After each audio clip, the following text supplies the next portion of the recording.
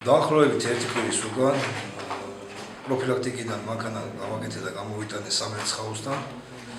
სამრეცხაოზე რეცხვის დროს გადმოვედი აქეთ ვიდექი რამოდენიმე ათეული მეტრით, რომ რეცხავი რეცხავდა მანქანას. შემდეგ რომ დაამთავრა ყველაფერი, მივედი ჩავჯიქი, წამოვედი, მატული მანქანა ჩაქრა. შემდეგ შევამოწმებინე ხელოსანს, ნახე რა მოვიდა მეთქი და ნახა და ცილა იყო ჩაკრილი ძრავაში, რომელიც გაცურდა და ხელი შემაშალეს. რეცხავმა მეთქა მოვიდა ორი პიროვნება, რომელიც ერთმა გამიყვანა ცალკე ფარდის სიგით, მალაპარაკა რომ მოვიტანო რამდენი დამიჯდება ხალიჩები რომ მომყარო და გარეცხვა და ეს პროცედურებიო.